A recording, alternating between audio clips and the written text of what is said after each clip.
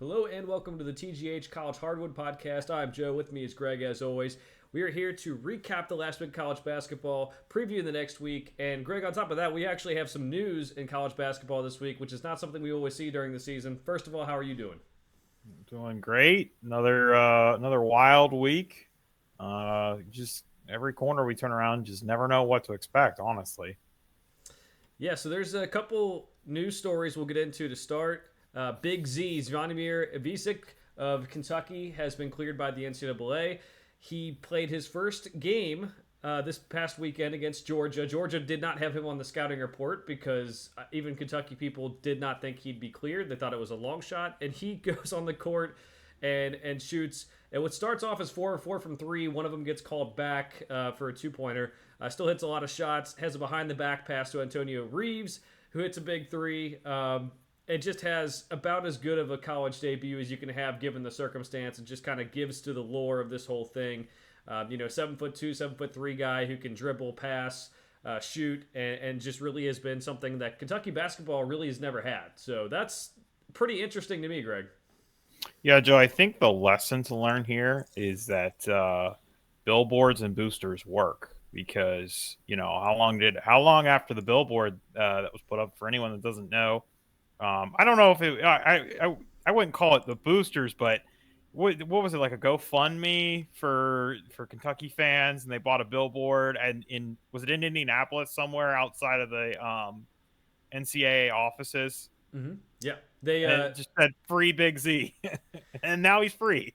Yeah, they did it. It's literally right on the way to the compliance or whatever department of the NCAA. So we love the passion of college basketball. I like that it was kind of a tongue-in-cheek way to kind of say, like, hey, this is kind of ridiculous. Yes, was he playing professional basketball in Europe? But those guys have been cleared before when they're making a couple $100 stipends to play. So excited to see what he can bring to this Kentucky team. Ultimately, they didn't even need him at this rate. They're playing really well. It hasn't really helped the defense quite yet, but that's the only thing you could say is like this guy could actually help. I'm happy that he is getting a chance to play, and the NCAA is doing the right thing here.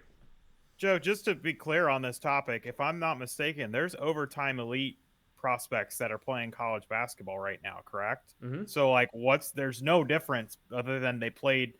And I'm glad you said it because I was saying Ivisic all weekend, so I'm glad I didn't have to sound silly. You said Ivisic is how we're pronouncing it. It's the I Croatian. got Zvonimir. I got Yeah, Zvonimir. I got that. I've heard of Isic, I've heard of Isic, I've heard of everything. So whatever, it's the same thing as Graham Ike or Graham Ike. We're just gonna roll with it until Right. someone corrects Right. us. Well, I'm sure it's going to be like one of those names that we're going to get. We're going to get in a couple weeks. He's going to, obviously be popular enough. He's going to come out and tell us all how to pronounce it, unless he doesn't care. But I can't think of guys' names, but maybe I'm stealing this from someone else. So credit to someone else if they already said this, but there's zero difference from him and someone else that's literally getting paid to play, and it's not like he was making zillions of dollars in Europe playing. So if this was 10 years ago, yeah, there's no way he plays, but this is today's NCAA. Like, there's really no reason he didn't play. And a lot of the talk that I heard is just the reason that it took so long is just because there's so many cases. Like, we're not just talking basketball and football. The compliance office handles everything. So it's just unfortunate that obviously it cost him some of the season, but it was a wild start. That one particular pass that Joe mentioned was probably my highlight of the day. Of course, the shooting is great, but that was just one that, it looked effortless. It looked in stride. It did not look like forced. It didn't look showy. Like it looked like it actually had, like a use to it. Like it wasn't just a hot dog play. It actually made sense instead of him, I guess, stopping and pivoting and kicking it out. But he could have done that too and probably would have still had the open shot. But just it was just we didn't watch with the sound on. I was over at my brother-in-law's again this weekend. Shout out to Cameron. You're gonna get a lot of shout outs on this podcast, but so we didn't have the sound on. One of the reasons I didn't hear how his name is actually pronounced. So I wish I would have heard. I'm sure the crowd was raucous though. Oh, they were, especially after that last, again, 4 3-pointers. One of them ended up getting reviewed, and it was a two. But the fourth 3-point shot that everyone thought was a 3-point shot, people went nuts. It was a scene where the fans were hyped up from the start when he checked in. They've known how just kind of a little backstory. I don't want to spend a million years on this, but there is like some good backstory here. This kid has gone through everything in terms of he came over to America. He Kentucky's athletic department kind of failed him. The school kind of failed him. There was like a whole thing with the English as a second language course he had to pass. There was, there's rumors that Mitch Barnhart, the AD, didn't do enough to pressure the NCAA because he's on a couple committees for the NCAA and didn't want to have to go through a lawsuit. There's tons of stuff, and then he gets food poisoning as soon as he comes over. He gets sick after that, and then he also had some injuries. And he's all away from home. He went home over the Christmas break to go see his family, and finally gets cleared. And then he comes onto the court. There's a lot of buzz and a lot of energy in the Rupp Arena crowd. And then he hits all those shots, and after that big pass too. And people are saying it's been as loud as maybe Tayshaun Prince hitting 5 threes in a row against North Carolina way back in like 2000. That's how loud it was. So it's good to get the fans who are kind of supporting this kid. We talked about this a little bit, Greg. This is a rotation thing now, where you got to figure out who you're going to play and how you're going to do it. He clearly won game, but clearly did stuff that other guys cannot do on Kentucky's roster, which is saying something with how much talent they had. They're going to find a way to get him on the court if he can hit that many threes and pass like that and rebound, and even had a couple blocks with the Kentucky defense not playing that well. So a little bit of backstory there, a little long-winded to say this kid has gone through a lot. It's great to see him on the court. I'm excited to see what he can do in the future, and it just adds to a really good team. All right, so let's go to the next topic of discussion here. We have Terrence Shannon was given a TRO. We talked about that a couple weeks ago, temporary restraining order to be able to play. From everything we've read, the evidence against him in this case is not maybe the strongest, and that's why they granted this TRO. And he actually did play for Illinois back this week. He did come back this week after we didn't think we would see him.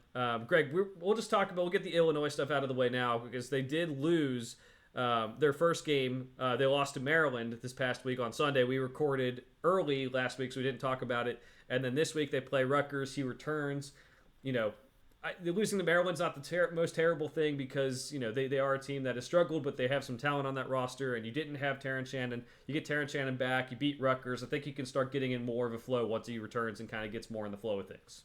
Yeah, the only way I'm worried about this team at this point is if something comes out and something goes wrong legally and Terrence Shannon is out, because this team, they held strong, and they stood the test of time with him out. Now he's back. Of course, if something were to change, then it changes the outlook on this team. But you're right, that Maryland loss is a Q3 loss, but in context, it's really one of the, first of all, it's their only bad loss of the season. All their other losses are in Q1, and it's the only bad loss that they took without Shannon on the team. I have to think you and I would probably agree that they probably win that game with him. If they probably beat Maryland. And then his first game back, I think he had, I don't have the box score in front of me, but I think he had 16. Now it was Michigan, so is what it is. But still a guy that hasn't played in a couple of weeks, you always think it's gonna be rusty. So getting right back on the court and being a contributor, we're always going to take that. Yeah, I'm excited to watch this Illinois team. I don't want to be in the clear here. Yeah, there is still some stuff that has to go on for him legally, and you're right. I'm scared about that overall. That maybe that comes back to bite them, and honestly, hopefully, that everyone involved in the situation gets justice, whatever that might be. But for the time being on the court, I think he brings this team to a different level. It is a team that I think can make a Final Four with him. Without him, I think they can go on a smaller type run in the tournament. But he's back. We'll see what happens. It's a tough Big Ten still. It's not the toughest Big Ten we've ever seen, but still a tough Big Ten, and they have a lot of potential there. And then our last note, the first coach has been fired, and it is Tony Stubblefield of DePaul. They really weren't competitive in any of their Big East games. We've talked about earlier this season, DePaul versus Louisville being one of the worst matchups you can see in terms of Power 6 teams. Don't really know where they're going to go from here. It's tough to get a good coach to go to DePaul, but you have the city of Chicago. You have the Big East to help you recruit. Just wanted to mention that real quick. Greg, any thoughts on that? Yeah, he finishes with a 28-54 record at DePaul, with this year being a 3-15 start. I remember hearing good things about. I cannot remember what staff he came off of. He was not a head coach when he came to DePaul, but maybe you can recall. I remember hearing good things about this. I remember generally hearing people kind of say that they thought this was a good hire, but with it being DePaul, you just never know. I'm with you, Joe. You almost have to start. My first question was going to be like, okay, well, who do you think the candidates are that we might be looking at for this job? And then you got to think like, who's going to want to take this job? Like it is in. I mean, there's going to be, I think, two jobs that are going to open up that you're going to look at and you're going to say, do I want either of these? No, I'm not saying there's only going to be two jobs that are going to open up, but like Louisville and DePaul, obviously DePaul's now open. Louisville's probably going to open up. We have to anticipate. And like, you almost look at Louisville and think, okay, the bar is as low as it can be. And we know where that program has been in the last, couple of decades, a couple of titles in the 80s, one that got vacated in 2013, but like DePaul's not been to the tournament. I don't even know if you know this, Joe. They haven't been to the tournament since they joined the Big East. Their last tournament appearance was when they were in CUSA back in 0304. I didn't even realize it's been that long. I don't know. I don't know what I thought it was. I know it's DePaul and they're kind of like the doormat of the Big East since they came in, but like I thought maybe here or there they would have snuck in maybe a tournament appearance, and you got Chicago to recruit, not just the Big East, you got Chicago to recruit from. I mean, is this just a program that's done and gone like at this point? I know, and we made fun of this. We saw somebody throw out the idea of kicking DePaul out of the Big East. Like, I don't think that's ever going to happen. If anything, maybe the Big East, just to keep up with the way things are going now, maybe they add another team or two. I don't think we'd ever see them kick DePaul out, but like, it's hard to see someone coming in and just tearing it up. I'm with you on that. I think the job is one of the harder ones in the sport when maybe it shouldn't be. They just built an arena that's off campus and people can't get to as well. That's tough when you're in Chicago. People already seemingly don't care about DePaul basketball, and then you have the student fan base that you could have, but then they got to go take the L or something. I don't even know to get to this new arena. It seems like it's been like a program that has kind of hurt itself in different ways too. They do have Dwayne Peavy, who used to work for the Kentucky Athletic Department, as their AD. I think he'll get some things figured out here. I would say, Greg, the guy I'm looking at to get this job is Tom Crean. And that's like, people could joke like, hey, it's Tom Crean, Indiana didn't work out. He worked at he worked at Marquette, in Milwaukee. He did a really good job there in that, Big East school back when it was the Big East, the bigger Big East. And that means he has to recruit close to the Chicago area a lot. Obviously, we know Dwayne Wade was from Chicago. And I think that would be a really cool hire. I don't know if that's going to end up being the thing. There could be a lot of younger guys that get the job. But if you're looking for someone who has done it before, yes, Tom Crean, there's a lot of jokes about him. I actually don't think it's that bad of an idea to try that out, considering what he did at Marquette in that area, in the Big East. If he wants to come back to coaching, that could be a nice spot to at least get a start. Yeah, I mean, don't forget, he's not that far removed from another. I mean, we're only like 2 or 3 years removed from him coaching at Georgia. 21, 20. I was curious when the last time he coached was. 21, 22. Not a stellar record with Georgia, but still, I mean, like, it's not like he's been out. It feels like it's been an eon, but it's really only been like 2.5 seasons since he's coached. So we're not talking about someone that doesn't completely know the landscape. Maybe things are a little bit different than they were 2-3 years ago, but still, I mean, I wouldn't know where to start if you were to hand me a piece of paper and say, Greg, make a list of candidates. I wouldn't even know where. I would probably start looking at, are there any alumni that I just don't know about that are currently assistant coaches somewhere? Because you almost feel like it's gonna have to be somebody that wants the job that's gonna come there. Because I mean, they can have a national coaching search, but there's not going to be a long list of people that are unless it's somebody that's really hungry. Like, okay, so I'm thinking as I'm speaking, what about like Dusty May, a guy that obviously was the star, and then their team, it's going to depend on how this year finishes, but like, do you think maybe he'd take a job like that where his star is kind of dimmed a little bit, but maybe someone says, okay, we still think he's worth taking. It's almost going to have to be that kind of like broken goods kind of thing. I would even say, if he hadn't obviously taken the Ole Miss job, something like Chris Beard, where, and I'm not saying DePaul would want him, but something where there's like that yeah, but to the coach. That I think they're either going to need someone that really wants the job, or someone that has that little qualifier to him. With you on that, I don't think Dusty May would take it, but I do think someone to think about is Porter Moser for Oklahoma. And you might think like, oh, he's at Oklahoma, they're doing well. Like, why would he take that job? He has obviously lived in Chicago. There's rumors that he wants to be more in the Midwest, so he's obviously has all those ties there. It may not even be a tie to the school; it might just be a tie to Chicago that they can kind of like convince to take the job and like pay them well and really invest into this basketball program, because it is a shame that the Big East does have, 10 solid programs that, any given year can do some things. And like, even like Butler would be like maybe the last 3 years or so, the team that's like next in the line to be like close to DePaul and at the bottom of the Big East. But there is a pretty big gap. So it's a shame that they don't have this double round robin where every game is tough and everything. But you're right. It's a tough job to pick who would get that job, who would take it, all those things. And it would take a lot of, I think, work in terms of building the program and not just recruiting the players to get this thing back to where it should be. All right, so that's our kind of news for the week. Greg, we're going to go through all of the recap of last week. We'll start it off on Sunday with a quick one here.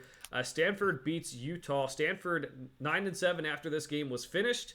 Utah drops this one. They have dropped all of their Pac-12 road games so far, so that's something to kind of watch out for the team that I mentioned earlier in the season. But Stanford in this one, Greg, I think a team that maybe people overlook as being bad because the record is all good, but they challenge themselves in the non-conference. They have a pretty good schedule, like Michigan, Arkansas, on the schedule, Santa Clara as well, who we talked about in the WCC. So tough loss for Utah, but Stanford's a tough team themselves. Yeah, Joe, I feel like I remember Stanford beatings. Was it Arizona that they just beat like a week or two ago? They did. That was like a game where they put up. I wanted to say it was like 100 to 80. It wasn't exactly 100, but you know what I mean. They put up 100 on them. So I feel like Jared Haas is a guy we've talked about. I'm like, man, he's probably on his way out. And I am not saying a 9-7 team is like anything to shake a stick at, but they picked up some nice wins. It's just like one of those teams that you could look up, I think, and see, oh my goodness, they went on a run and made the Pac-12, I don't think the finals, but like, the semifinals or something. It's just like, okay, like maybe that makes sense, especially when what you're saying, with their schedule. I mean, they don't have any losses out of Q1, Q2. I'm sorry, I'm looking at you. I have Utah's. I have Utah.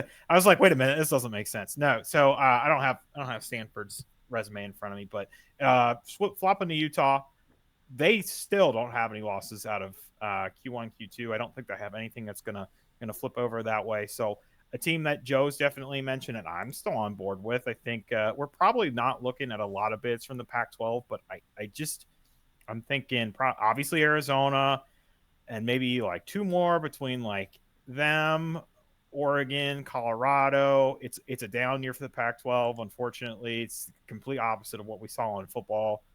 You would kind of like to see them come out with a bang, but I'm not really worried about this Utah team because I mean this is just kind of what we're seeing all around the country. This is not specific to one team or one conference.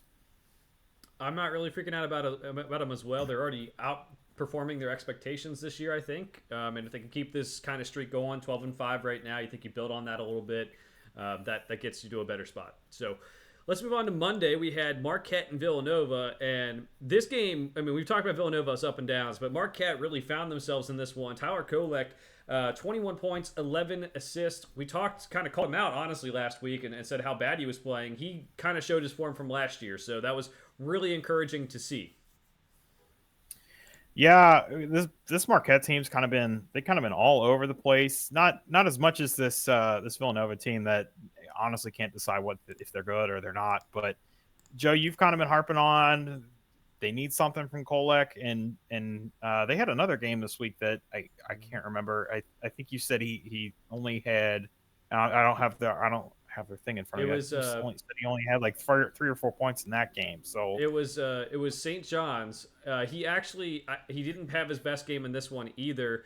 But the thing that bothered me about the other game, we'll just get to it right. I don't think it's on our list, but we'll get to it right now. He missed a bunch of clutch free throws. I think he was 0 for 3 down the stretch on free throws, and that's just something you don't want to see. So he finished with 15 points, but it was like 6 to 12 shooting. He actually did okay. I was more upset with the missed free throws down the stretch. Yeah, I mean, this is a team that we were picking. They're basically running everybody back. Of course, they've had an injury, but I mean, they were struggling up and down roller coaster type style before Sean Jones went out for the year. Lost to Purdue, okay. Lost to Wisconsin, okay. They lost to Providence, and was that the game that Bryce Hopkins got hurt in? I can't remember if that was that game or Bryce Hopkins got hurt in a Creighton game. I feel like maybe it was a Creighton game. But then they had a loss to Seton Hall, but that's kind of, when we started saying, okay, maybe Seton Hall's something to pay attention to. And then they have that loss to Butler. I just this is not a team that's, in my eyes, where their preseason expectations were, and I'd be worried about picking them. You look at you think they get the wrong round of 32 matchup, and hey, they may not make the second weekend. It's going to be matchup dependent, and I'm not saying they can't round out and come into form, but I mean, we've had our qualms with Shaka, and maybe this is just another one. Of course, they had a nice Big East season last year, but I can't even remember. They had an early exit last year, didn't they? Yes, they did. They did not make it to the second weekend again. Okay, so I mean, we could be looking on the same path. I almost feel like at this point, I dare to say I'd be surprised if they made it the second weekend. Maybe not. Maybe surprise isn't the right word. I don't really know the word I'm looking for right now. But I think this, we started the season with the expectation that this is probably like an Elite Eight team, at minimum a Sweet 16 team, and I don't have that as the expectation anymore. I mean, it is Shaka Smart. He just doesn't get past the first weekend ever since 2012. So that's just how it's going to be. I mean, I thought this team had enough in the tank to do it, and maybe they still can, but they need to really find themselves. The inconsistent performances are not encouraging. The missing the free throws down the stretch don't give you much hope for March because there's going to be some close games there too. So we'll keep tabs on them down the stretch. Big East is going to be exciting, but it just doesn't look like it should be. Next one up, we'll move to Tuesday. We had Kansas State beating Baylor 68-64 in overtime. This was Jerome Tang going up against his former team where he was the assistant at Baylor.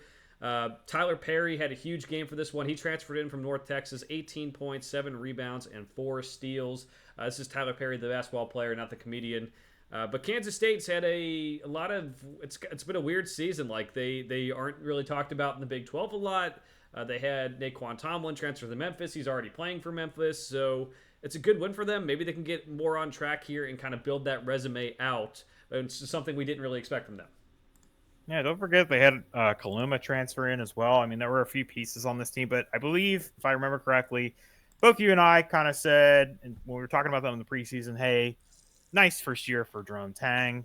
They're probably going to take a step back. And I mean, last year they were, an elite team most of the year. Really fun team to watch. Appointment television. They're not quite that, but the other thing is, I think I remember seeing that Jerome Tang still hasn't lost an overtime game since he started coaching at Kansas State. I think they're like 10-0 or something. It's something like that. I don't have the stat in front of me, but I'm fairly certain it was 10-0. And it's just, for whatever reason, I don't know if he just outcoaches people or makes better adjustments or whatever, but that is what it is. Baylor side, I mean, this is just life in the Big 12. There's just no teams that you walk into. I'm pretty sure when I was looking at the conference net earlier, there was like one school in the entire league that was outside the top 100, and that's pretty much not true anywhere else. This is their worst loss, and their worst loss is to a team that's 71st in the net. I mean, I know we've kind of bounced back and forth with this team where we've said, what do we think they are and what might they be? They obviously got throttled by Michigan State, but I mean, I still think this is probably a second weekend team. You disagree? I don't know. I can't figure out Baylor. Defense isn't quite as good. They are very dependent on the pick and roll working. And if it doesn't work, I think that's something that could give them problems. If there's a team who can sit there and say, hey, we're going to play, Baylor's I don't know, what do you say, like a 4 or 5 seed now maybe, and after losing this week, hey, we're going to really focus on stopping the pick and roll. I don't know. I mean, they definitely have talent on the team and everything. I don't know. But bigger for Baylor is probably the future. They got VJ Edgecombe, the number 1 recruit for next year, to commit to them, which was really huge too. So they got some things rolling at Baylor. I think they don't maybe have the teams the last year or two to do what they did a couple years ago, which was go to the Final Four, go to the championship game. But I think they might be building that too. Yeah, they went 25 of 76 from the field in this game. I mean, you're probably not going to win many games shooting like that. That's below It's below 33%. So 25 for 75 would be 33%. That's just 5 for 28 from three. I mean, you're just not winning games like that. With you on that one. Let's stick with the Big 12. We have a couple more Big 12 games to get to here, Greg, on that Tuesday. BYU beats Iowa State 87-72 behind 28 points from Spencer Johnson. This is another one. Again, the home teams won on Tuesday night. I think that is going to be hard to go in a bunch of visiting arenas to get these wins. I'm not taking too much away from either team. Iowa State still had a pretty good year to start. BYU's exceeded all expectations so far, so good for them. BYU's heavily relying on the three. It's a lot of fun to watch. Hopefully they can keep that up. Yeah, this is still one of those things where I think I've kind of grouped or lumped in like BYU, Iowa State, Oklahoma, a couple of those Big 12 teams that maybe weren't supposed to be good in the preseason and now are like they have inflated records. They might be decent. Obviously, a couple of them have been ranked. Well, all three of them have been ranked at some point, but they're only results that I believe they have at the moment that would quote unquote tell us anything. I think they're just like against each other. BYU's best win is Iowa State. So, I mean, like, other than that, they lost to Baylor, lost to Texas Tech, and their other good wins are San Diego State, UCF. They lost to UC.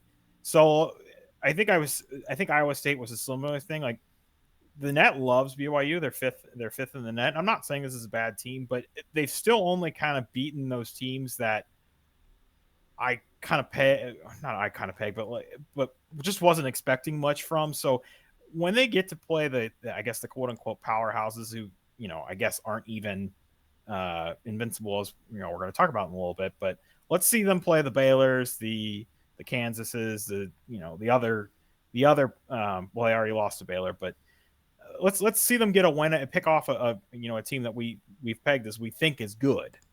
Before I make a decision, and that goes for Iowa State too. That's not just for BYU.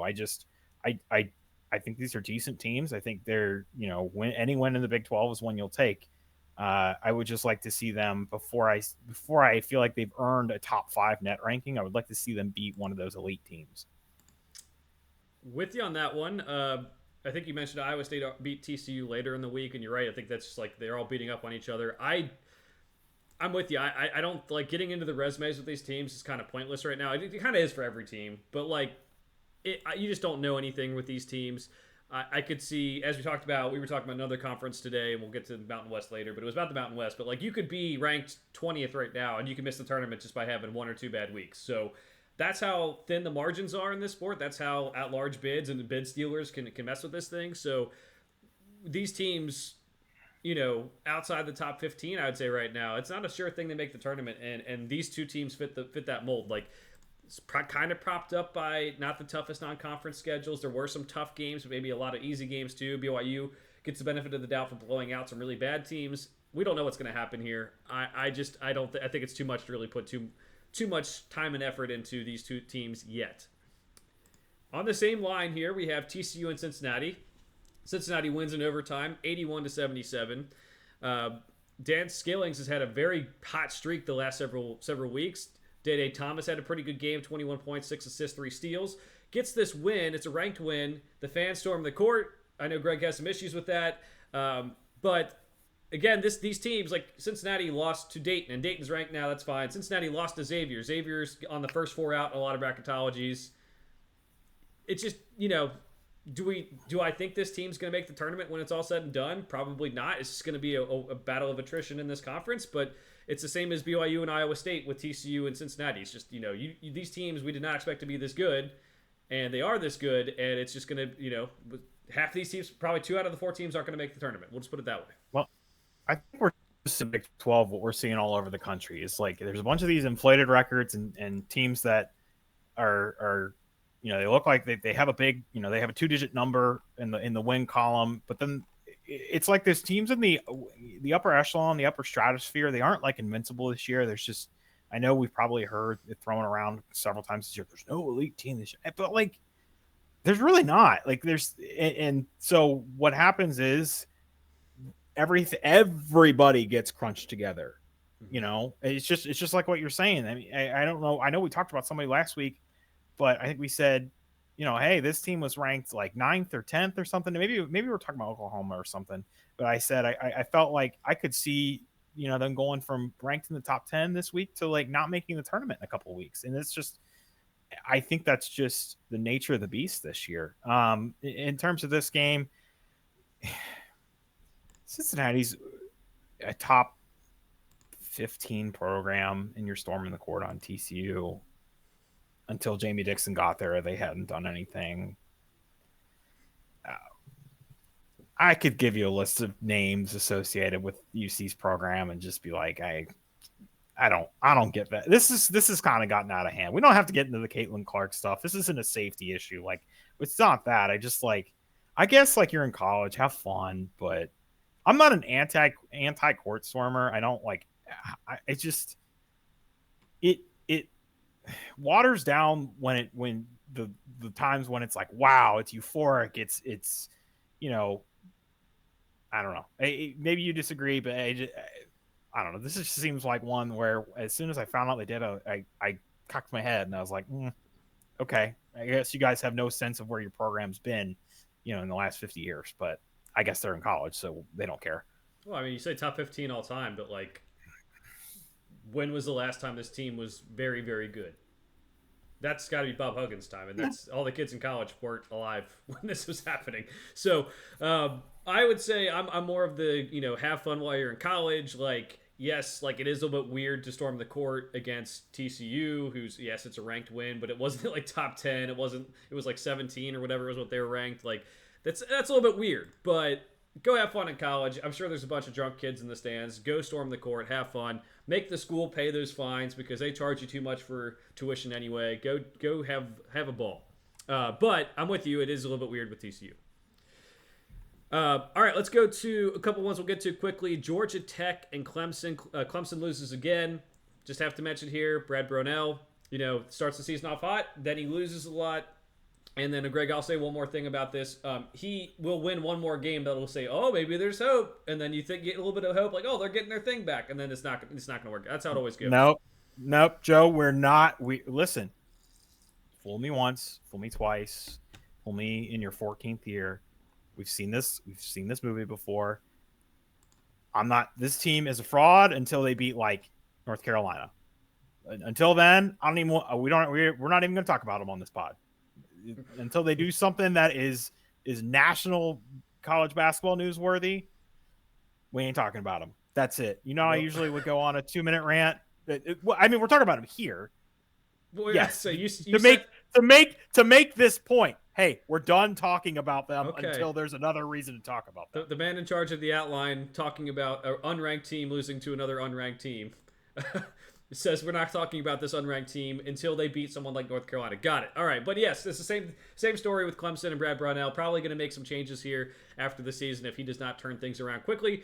The other game we'll get to quickly, Texas A&M and Arkansas. Texas A&M, beat Kentucky. We talked about that last week. And they have some injuries and problems again. Henry Coleman didn't play in this one. Arkansas is not a very good team right now. Yes, they have talent. They have the transfers. Their environment is raucous, but losing this game to Arkansas is not very good. This is just, it's just a shame because we just get off the tail of that Kentucky game, and that just looked like a heavyweight fight. It was a fun game to watch. It was a quality basketball game to watch. And I just think we're going to be sitting here tournament time, maybe saying what if with Texas A&M. What could have been? I don't have a lot of thoughts on Arkansas right now. Maybe if you want to speak a little bit more to that. I know you and I had texted about you possibly picking them in a game this weekend, then you decided against it. But still, I think you've maybe looked closer at that team than I have. But Joe and I have been to see Texas A&M in person, and I definitely don't even think we saw them. Maybe they had everybody on the roster, but I don't think we saw them in full form when we saw them at Ohio State. This team is fun. I guess I shouldn't say, since we're analysts, that I'm rooting for some, but it's a team I would like to see make the tournament. I'd like to see them kind of overcome a lot of this adversity because I just think they'd be fun to have in the tournament. And that's I'm outside of obviously the school that I went to and a few other teams here and there. That's the only things that I cheer for. And other than that, I just want to see a fun March Madness. And I think not having this team in March would just be a crying shame. I'm with you. I think there is. I mean, you were cheering for good games at the end of the year. Either you can cheer for whoever you want, but the I think there's a lot of teams, Texas A&M, Texas, who just like maybe aren't living up to preseason expectations for whatever reason. Injuries for both those teams, especially Gonzaga. If who's right now out of a lot of bracketologies. Like we want to see them make the tournament because we know the talent's there and we think we'll produce good games. So it's not a shame to root for those teams. I hope Texas A&M can get healthy. It's good for the SEC. It's good for the sport. Arkansas, just speaking on it quickly, they have all the transfers haven't meshed well together. I personally have thought that like Eric Musselman and Nate Oates have been kind of overrated for different reasons. Musselman's great in March, but not great during the regular season. Oates is the opposite of that. We talked about that last week. They just haven't meshed together yet. It's just the new era of college basketball. And I did think about taking them over Kentucky because Arkansas is, I mean, top 5 toughest place to play in college basketball. I don't know if that's really shocking to anyone, but I think it's that fucking crazy. We're gonna drop the F bomb here, but it's pretty crazy, and they also hate Kentucky. So I thought about taking them. I didn't take them. We're gonna take Kentucky on that game, but I just wanted to put that out there. That it's kind of wild that Arkansas is where they are right now. All right, let's go to Wisconsin and Penn State. Penn State wins 87-83. Wisconsin, we thought was kind of getting a hang on things, top of the Big Ten. They're now 5-1 in the Big Ten after this game. The thing I'll say about this is, again, the same thing as everyone else. Going on the road in conference is tough, and Mike Rhodes at Penn State is doing an incredible job because I didn't think they were going to get 9 wins total. They're already at 9 wins. They have 3 wins in the Big Ten, and that is a good hire if you're getting that out of a team that really was not much talent left. Yeah, this is only at the moment a quad 2 loss. I guess that probably says more about Mike Rhodes than anything else. Just like you kind of said, it's not necessarily the worst loss for Wisconsin. I don't like it. Well, I feel like we just talked about, and again, you could say this about pretty much any team that we bring up. I feel like we just talked about Penn State upsetting somebody a week or two ago. I don't have that. I have Wisconsin's schedule in front of me, not Penn State's, but I'll just keep focusing on the Wisconsin. I still like this team outside of the losses to Arizona, Tennessee, Providence, which when they played Providence, they were at full strength.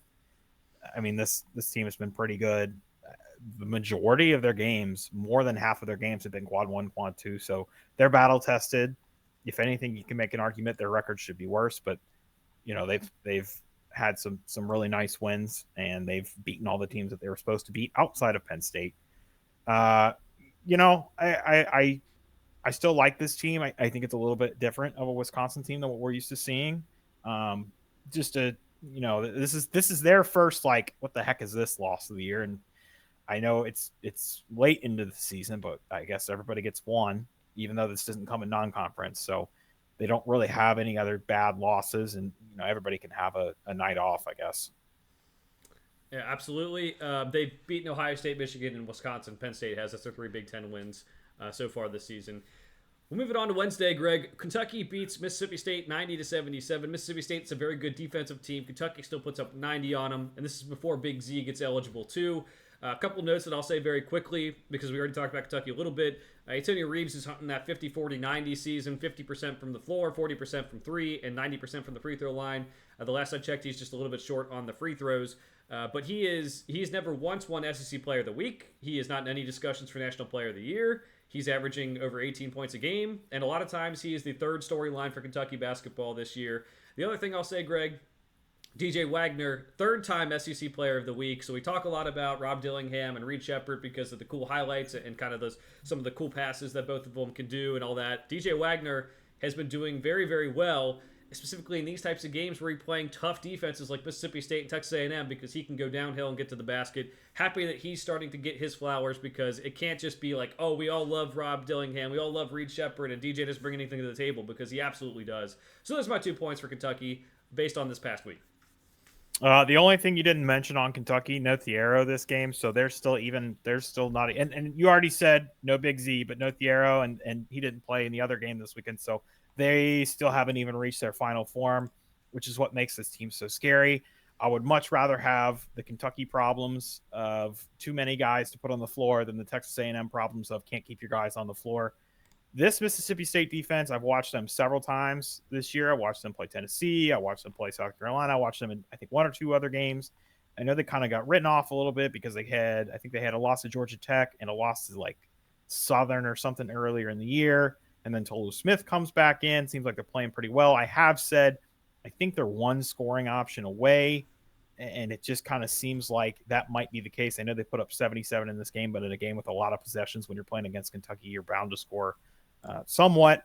Um, I still like this Mississippi State team, but I think this is probably just one of the more athletic teams that Mississippi State has played, and that defense just got overwhelmed. I mean, it was like that help defense and the defensive rotations just couldn't keep up with the pure athleticism, and the ball was flying freely. I watched this game start to finish.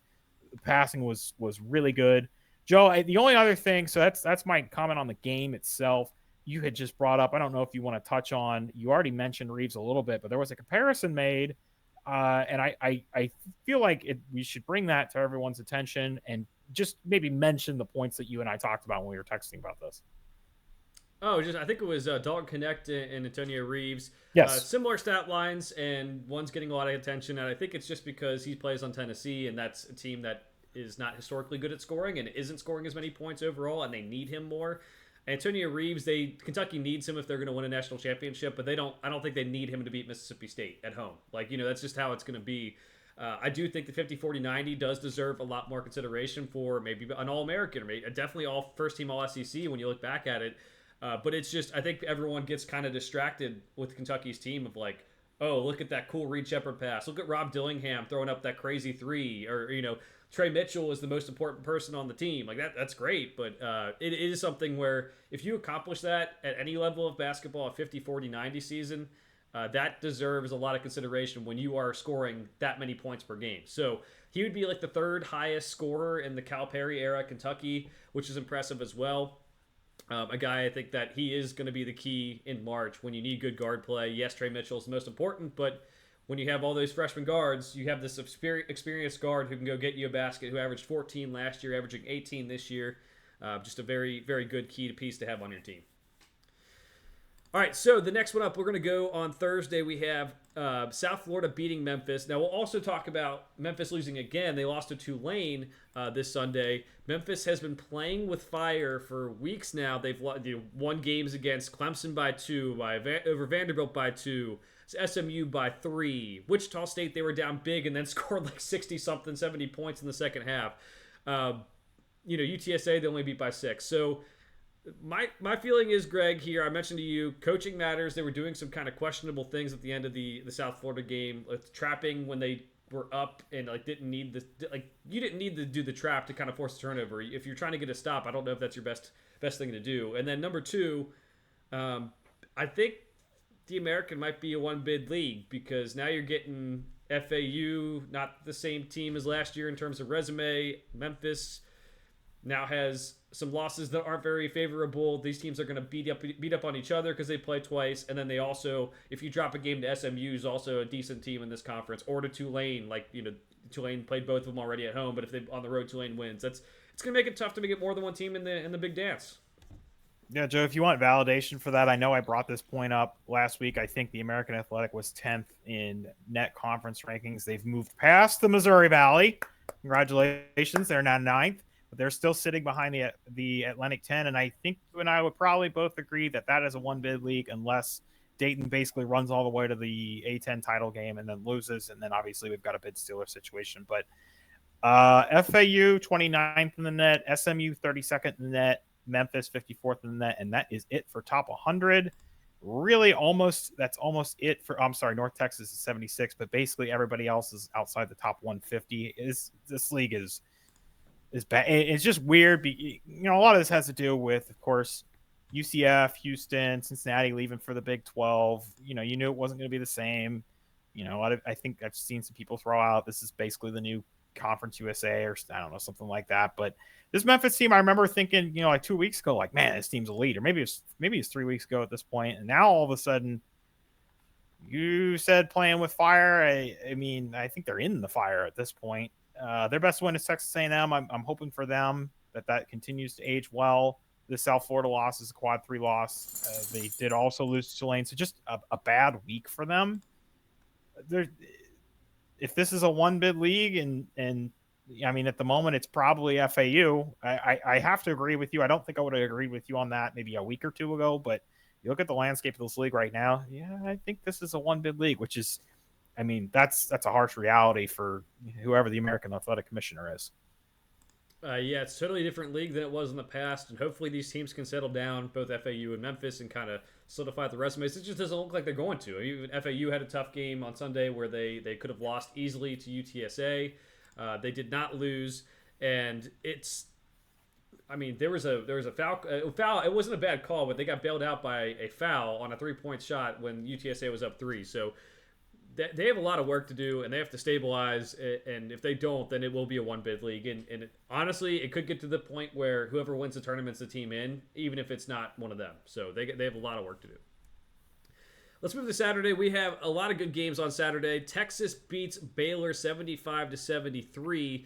Tyrese Hunter goes for the game winner, drives 3 dribbles down the court after Baylor had tied the game up at 73, gets the game winner.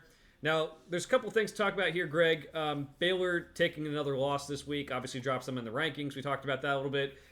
Earlier in the week, Rodney Terry had made comments about not doing the horns down, and like acting like you've been there before type of thing, and like, hey, we don't need to act like you won the national championship just because you beat Texas. Well, Tyrese Hunter makes this layup to win the game, and he's jumping up and down like a middle school boy who just I don't know got off for the week on a snow day or something. Like it's crazy. So he did come back and apologize for it, and I will say that it's honorable of him to kind of admit his faults after he doubled down in the press conference after the game and said horns down is stupid.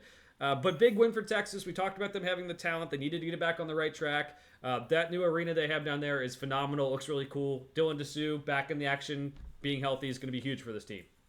And Tyrese Hunter transfer from Iowa State. I'm sure they probably would like to have him back. He was a former top 100 recruit. So fun little end to that game. Life in the Big 12, as we've already said. This is just how it is. This is unless you want to say the road win at UC, but I'm going to say this is even though this is a home, this is Texas's best win. This is another one of those teams that we kind of said it was almost kind of like they were in the top 25 because of the name of the team and not necessarily, how they had played. Darn near lost to Louisville, darn near lost to UC, which of course was a win for them. So that's 2 buzzer beaters. Now we've got a third.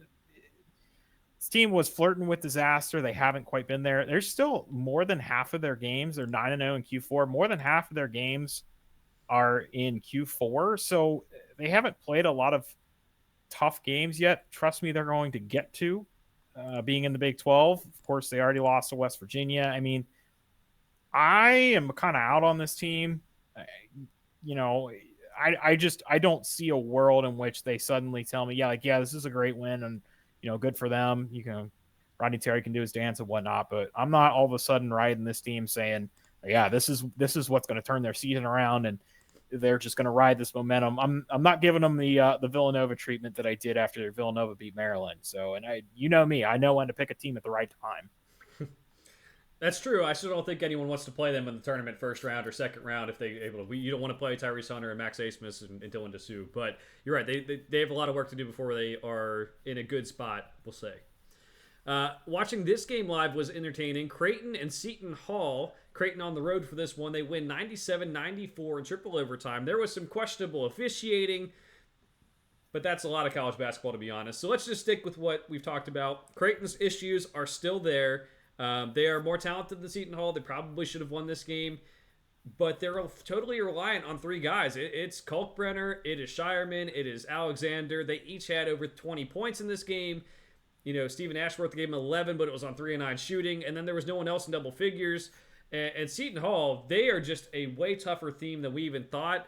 They had some bad shooting games from their stars. Kadari Richmond was 8 of 32 shooting. Amir Dawes was 7 of 20 shooting. It was not a clean game, but they're just tough. They're physical, and that gets them the wins. Yeah, this is a good win for Kansas. I mean, Creighton. feel like it's a carbon copy of Kansas. You know what I mean? Mhm. Just got this top three, and of course, I've said it once. I'll say it again. I'm sure they'd love to have Ryan Nemhard, and that the team might look a little different. Stephen Ashworth is doing what he can. Maybe Utah State would like to have him back.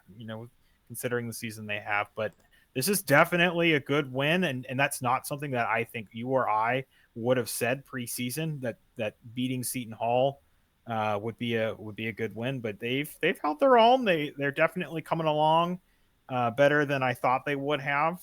It stinks for them to be so close in a game that definitely had some. This is one of those games that where if you win a game like this, like you can definitely see it carrying you through you could argue, okay, you're going to be tired, but like that, the physical tired wears off in a couple of days. This is the kind of win that can carry you. We won that brawl, that triple overtime game. That's the kind of momentum that can take you, another couple of weeks of that feeling. So good win for Creighton. We'll have to keep an eye on them, but Seton Hall is definitely not a team to be toyed with. Obviously already beat UConn this year, who's one of our top 3 teams in the country at the moment.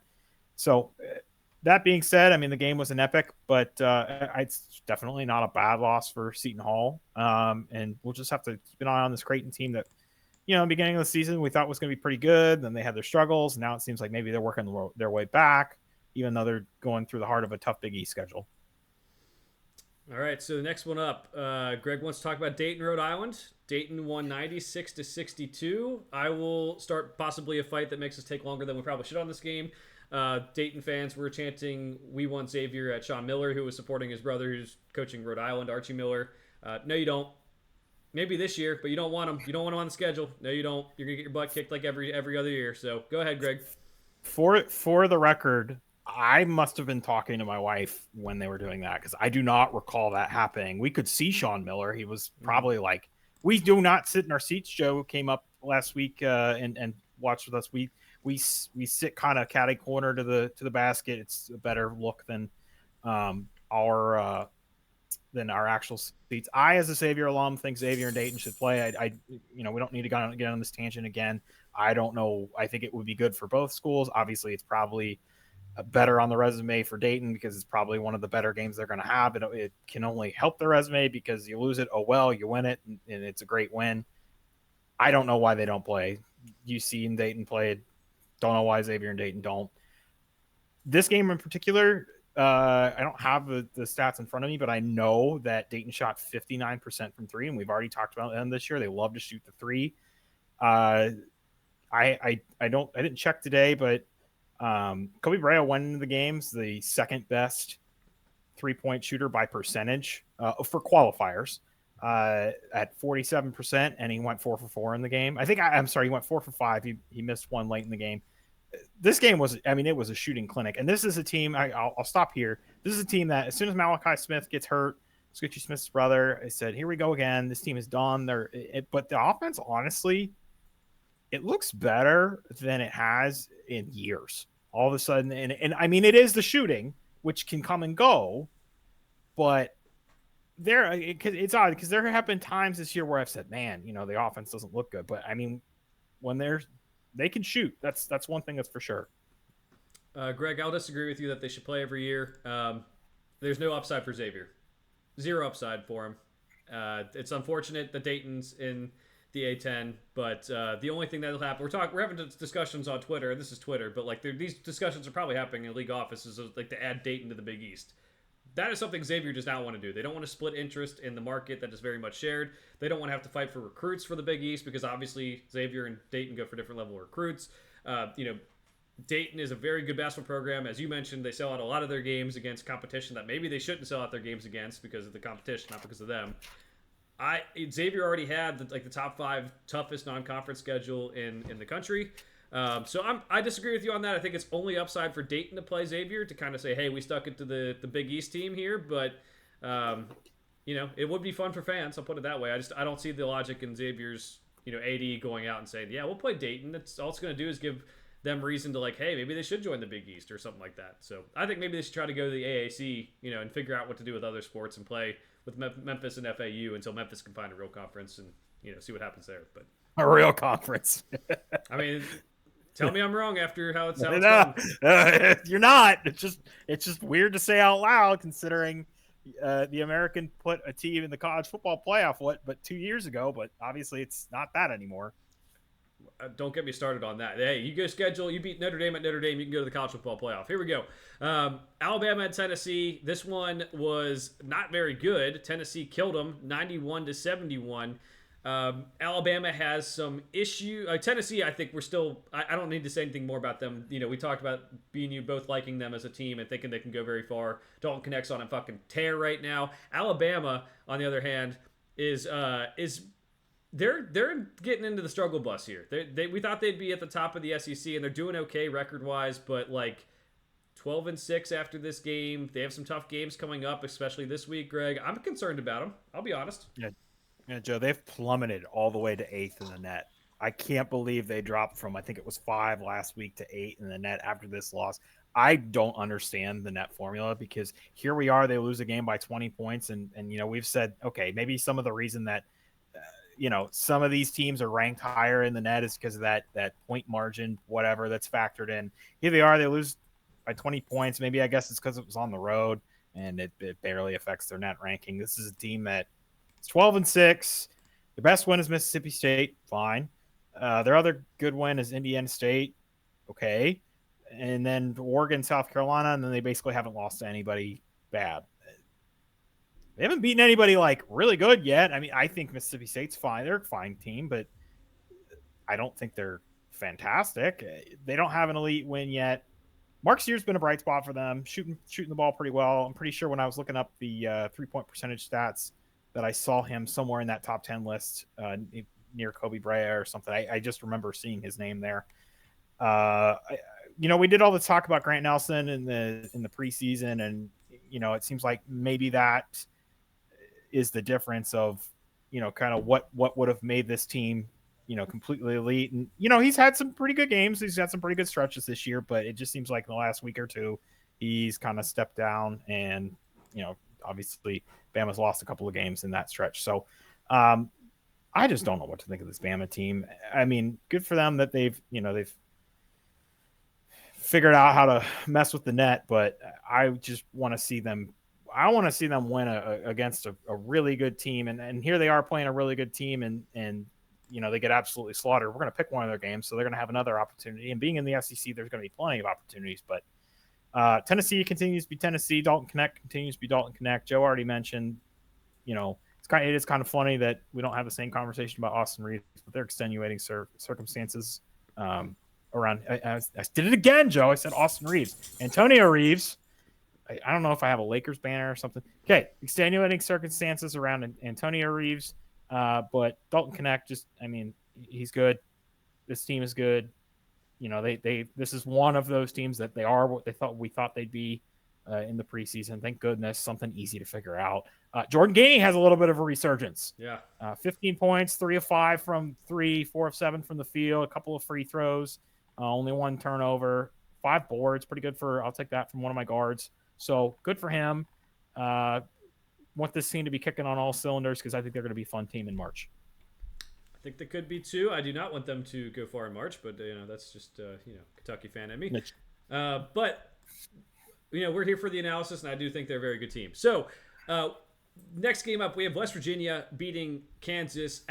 West Virginia was at home in this one, which is always fun because they always seemingly beat Kansas at home when they're at home. 91-85 in this one.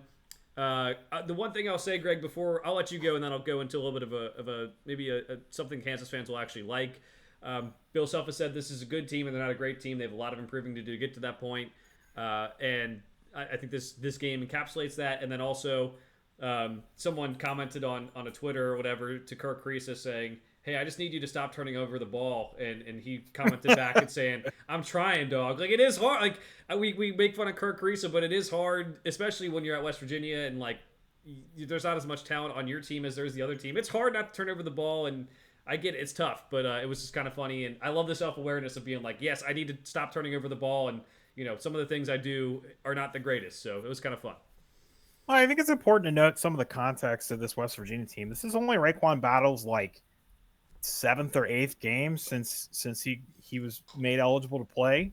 So I mean, it's a different team than and they've been like a 500 team since they've had him. So they're not all of a sudden gone on a tear or anything. But I think like four of their 7 wins have come since he started playing. So there's something to be said about that. He has 23 points in the game, 7 of 4 from the field. I mean, it's definitely a little bit of a different lens. It's just another dot on the Big 12. There's no days off, chart.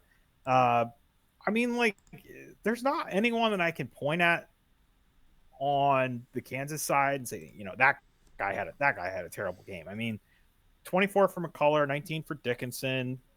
Johnny Murphy had some nice contributions in this game. He got put in the starting lineup, and Marco Jackson got taken out. We made that comment last time.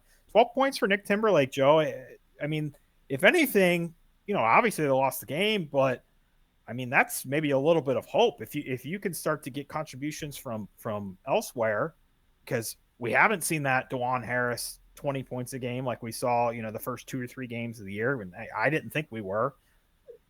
If anything, that's maybe nice if Nick Timberlake is finally getting used to Big 12 play and maybe figuring out how to play ball with Kansas. That was kind of going to be my point. I think this is like a catch-22 situation for Kansas. Yes, you lose on the road. It's a bad loss to have. There's going to be a lot, as Rondo chimes in, there's going to be a lot of bad losses that we have to consider for top seeds this year that we usually don't have to consider. But you get Furphy involved, 13 points. It was on 4 of 12 shooting, but hopefully he can become more consistent. Timberlake on 4 of 7 shooting has 12 points. That's really good. The bad news is Marco Jackson isn't it. You found it out. You gave him the long leash to start the year. Didn't have to do too much because you have the 3 guys that usually you can count on. 8 minutes in a game like this, 2 points.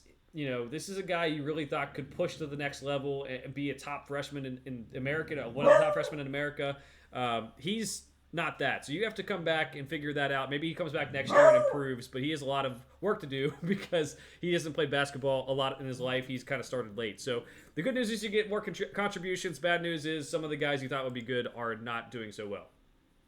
Next one up, we have Texas Tech beating BYU. Greg, for me, not too much on this one either. It's the same things we talked about with the other Big 12 teams. It's hard to figure these teams out. It's best to just kind of maybe take the home teams in these games and just kind of let the chips fall where they may until we get more of an idea of what these teams are.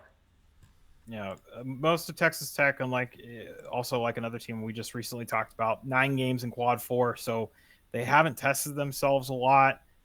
They got demolished by Houston. They gave up 100 at Butler. They lost to Villanova. I mean, this is a good win for them, so good on them. Don't know what they are. I feel like I have more confidence in knowing what TCU is than I do Texas Tech at the moment. So until we get some of these, like results where we have, more data to compare, I don't know what to think of them. But other than to say, hey, you beat the 5th team in the net, so that's really going to help your resume. And it's weird because they're only at 35th in the net at the moment, and they don't really have any bad losses. So I guess they haven't figured out the formula like Alabama has. But I haven't watched a ton of this team, so I don't have a ton else to say. I think the most interesting thing we're going to talk about, in my opinion, might be the next thing we talk about. So if you don't have anything else, we can just jump right into that. Let's do it. Pitt has had a bad year. They win against Duke in Cameron Indoor, 80-76. This is a Pitt team that brought back a lot from that team that made the tournament last year. In this game, though, notably Blake Hinson, 7 of 7 from 3. They win the game. He jumps up on the scorers table. Honestly, if you're a Pittsburgh fan, you probably have that printed out already, plastered on your wall. It was awesome. And for Duke, it's not all bad news. Like, I don't want to be that guy who's kind of like, hey, yes, it's a loss and it hurts you, and I do have concerns about Duke still, but you got 20 points from McCain. You got 16 points from Foster. Jeremy Roach didn't play in this game. It's not the worst thing in the world, but it's still a bad loss considering how bad Pittsburgh's played. They're 2-5 in conference. Yeah, Joe, just to expound on that, no Jeremy Roach, no Mark Mitchell, and I know Mark Mitchell's been struggling to shoot the ball this year, so It's nice to get the 20 from McCain. It's nice to get 16 from Foster. It feels like Proctor's maybe back and healthy.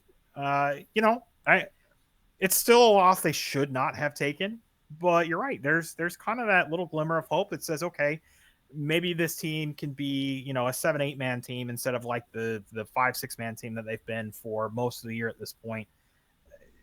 I mean, that's what you got to hang your hat on. I mean, the thing that's going to be remembered for this game, of course, is the Blake Hinson and the nice Cameron Crazies, giving him some nice hand signals, telling him where he could go.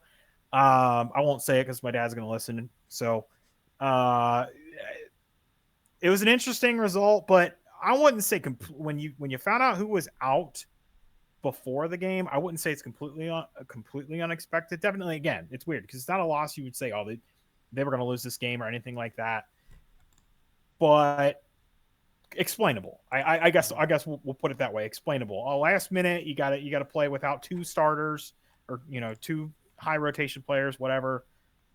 That you can say, is Mark Mitchell a star? I mean, I believe he started most of the game, so we'll say Mark Mitchell is a starter. Obviously, Jeremy Roach is a starter.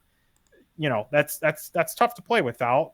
We see a guy getting hurt and then getting reinserted into the lineup, and it messes up the team chemistry. So being without two starters is probably going to mess up things too. They still hung tight in this game. It was a home game. They probably obviously wish they hadn't lost it, but again, we got some extraneous stuff out of this. So for them, if you're John Shire, you're saying, hey, look at this. There's things he's of course going to coach them up on the things they need to be coached up on, but there's positives to the game, I guess. There's good takeaways. This team is still not. They're still not. They're ranked 7th going into this game, but they're still not that elite team we thought they were going to be at the start of the year. They just weren't deep enough. Now, maybe they can become that team. There's enough time left in the season. We're not 2 weeks away from the tournament. There's enough. Maybe they can figure out this rotation a little bit differently, and they become a little bit of a deeper team, get some guys different minutes, play around with that a little bit, and all of a sudden we're looking at Duke going on, a 5-6 game streak going into the ACC tournament, and then okay, this team looks a little bit different. Absolutely. So we'll just see how they continue to progress. It was some positive signs despite the loss. Last game we'll recap is going to be Auburn beating Ole Miss. Auburn, if people haven't watched them yet, definitely watch them. They're a team that is deep. They have good point guard play. Sometimes their backups can do better than their starters, which is fun. It's a fun team to watch, and they really still haven't maybe gotten the national attention because they haven't played too many tough games. They played Baylor early in the season, but they're going to starting this week. We'll pick one of their games, but I think we're finding out with Ole Miss losing 2 games this week, Greg, that they were beneficiaries of an easier non-conference schedule and need to figure things out pretty quickly too.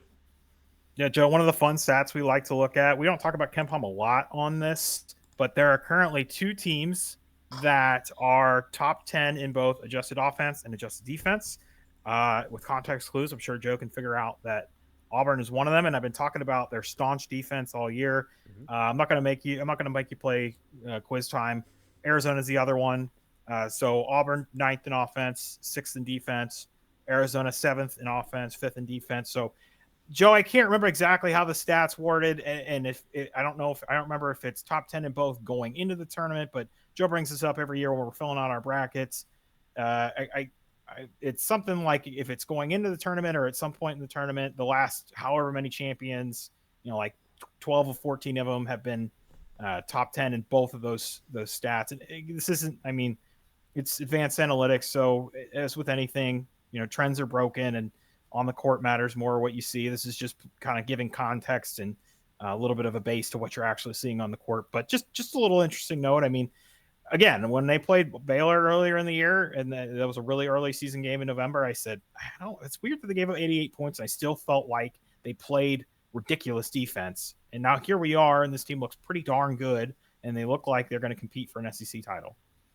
Definitely going to be in the conversation with Tennessee and Kentucky at the top, and there's some other teams who might throw some wrenches into the plans later on. But yes, Auburn definitely one to watch, and Ole Miss needs to rebound quickly.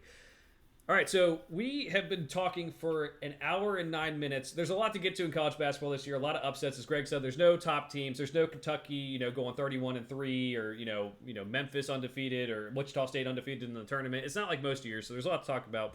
But Greg's long-winded, and I'm long-winded as well. But Greg's portion of the show here with the worth mentioning.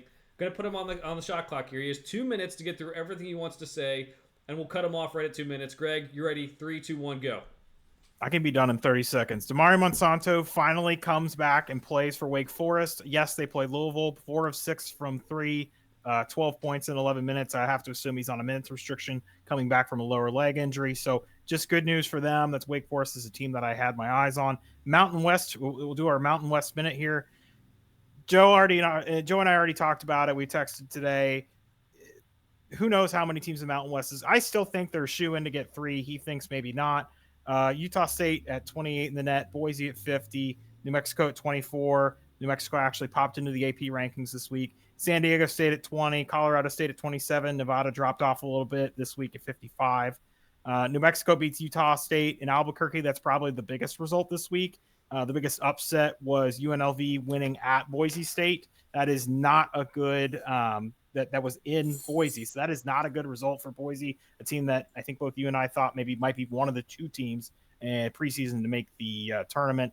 So that UNLV team, though, they're 80th in the net. So it's not necessarily the worst loss, but these teams are starting to cannibalize each other. And I think Joe's prediction might be coming true. That 5-6 that I was thinking, I think he's right. It's not going to happen. I still think we're guaranteed to get 3 in. I don't see a way that we don't.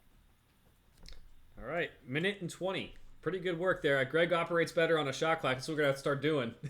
Put me on PTI. Oh boy, no, I don't even know PTI. I think we just gotta. It's like a basketball game where there's a shot clock. When all the players talk about, like, at the end of the shot clock, you want to pass it off so you don't get charged with a bad shot or a shot clock violation. We're gonna throw all the grenades to Greg. We'll put him on a shot clock and he'll hit all the shots.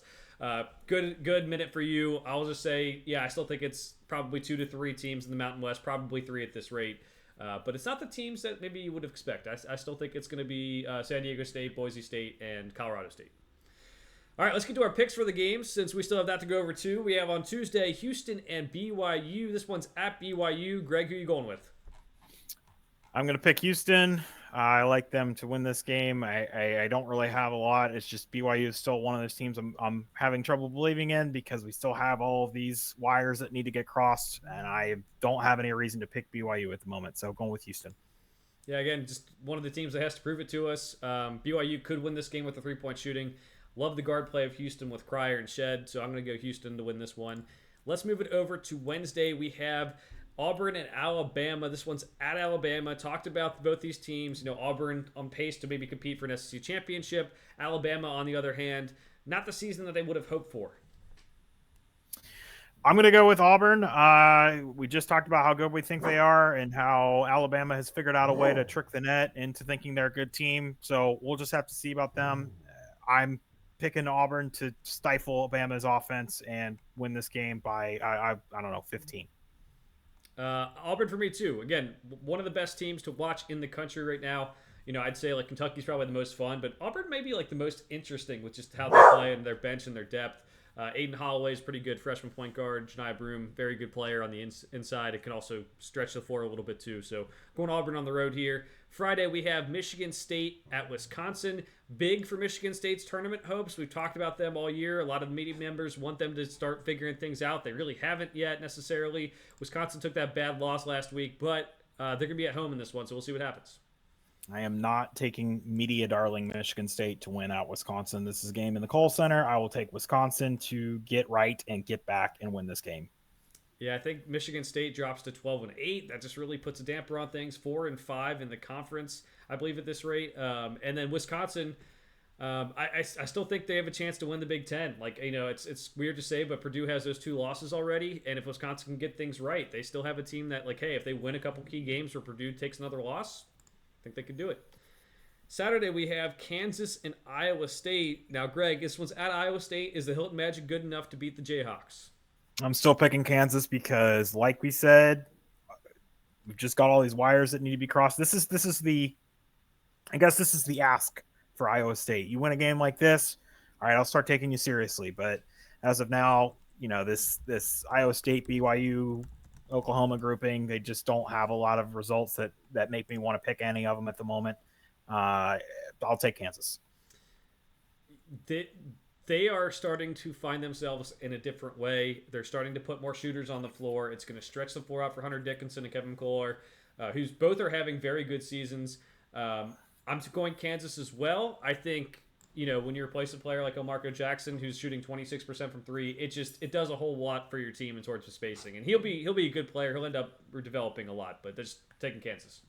Joe, the only note on that game, Tamin Lipsey did not play in Iowa State's last game, so that would just be something to monitor if you're someone that likes to put money on college basketball. I'd definitely be checking injury status before that game.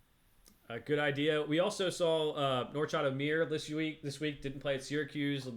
People were wondering why is Syracuse favored against Miami, and even though Miami has struggled, and then Syracuse ends up winning because Norchad Amir, who we had mentioned as being one of the most valuable players to his team in college basketball, being out for that one. So always a good idea to check the injury report. Greg, any final thoughts for the week?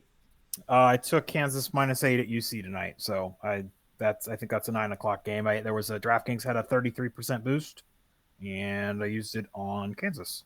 So I've got some really good news for you, Greg. It's not at UC, it's at Kansas. Oh, it's a Kansas. Okay, good. So I'd say most home court advantages they say is like 3 points. Fog Allen's probably like 4 or 5. So Kansas is maybe not the worst play in the world. I have Kentucky -4 at South Carolina tomorrow, I guess Tuesday. If you're people listening, it's going to be I think a fun game, but that's another fun game we considered picking. We didn't ultimately make the list because we've only talked for like an hour and 15, an hour and 20 at this point. Didn't think you guys needed to hear us pick every game. Joe, we could share our Excel spreadsheet with the world so that they can just know all of our picks. We can. You know what? I already shared my picks on GameHouse.com. We can just add Greg's column to it, and we'll add them to the picks. All right. My final thought: make sure to like and subscribe on YouTube. That helps us out as we go along here, and also to like and subscribe wherever you're listening to podcast as well. It'll help us grow this show as we go on with the college basketball season as we move forward to March. It's going to be a lot of fun down the stretch. For now, thanks for watching. We'll see you guys next time.